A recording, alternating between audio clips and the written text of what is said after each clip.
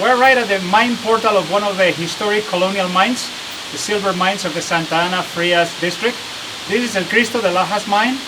It was started by the Spaniards in the 1600s and 1700s and then taken over by the British at the end of the 1800s. We're following a silver-rich vein into the tunnel, and I invite you to follow me so you can get the experience of the colonial mine.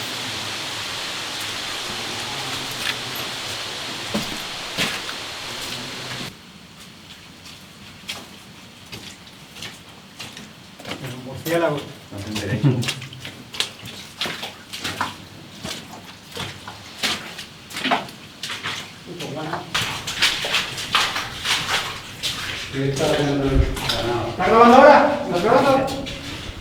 Graba. Con los murciélagos. Lo que hay que hacer por trabajo, ¿verdad? Lo que hay que hacer por trabajo. ¿Listo? Una vejita. We are now at the main crosscut of the mine, the area that had bigger development back in the colonial times. So what we see here is the sheeted vein hosted in the schists. In this case is the green schist we had to change, and is split into, and also some shallow angle spurs or satellite veins. The mine continued 75 meters down into this now flooded shaft to the lower levels, in which we know there's some high-grade gold and silver from previous operators that we got the assays from. So in this part of the mine, we can clearly see the mineralized vein, and we can do a little bit of geology in here, so we can see the contact between the vein and the host rock. In this case is a schist, the Cajamarca schist. Comes at an angle to that. Some spur veins in the footwall. We can see the banded texture of the vein and how sharp is the contact where it was injected. So this is a very beautiful example of high-grade silver vein into the mine, which are very, very similar to the ones that we have in our Atocha project and in the whole district, Santa Ana-Frias to El Porvenir.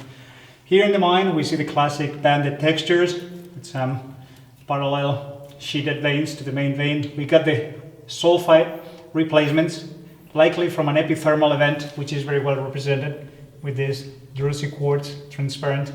Though all these stages of mineralization and replacement are beautifully represented in this section of the vein.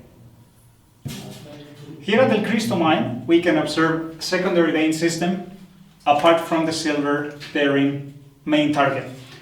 So we have these milky quartz veins that respond to some right lateral movement of the host rock. They're injected. They're characteristic by having series of an echelon vein following riddle structures as per the sense of movement.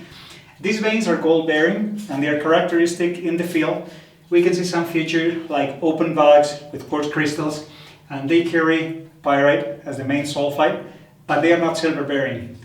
At the Atocha project, we observe a few of those. We have them in our property, they are gold-bearing, and we cannot ignore them at this time because we can have the silver, high-grade silver vein system as the main target, and a secondary gold-bearing vein system later in time. We know this is late, this is more epithermal in origin as well, and makes the Atocha project much more prospective at this stage. Listo, un panito.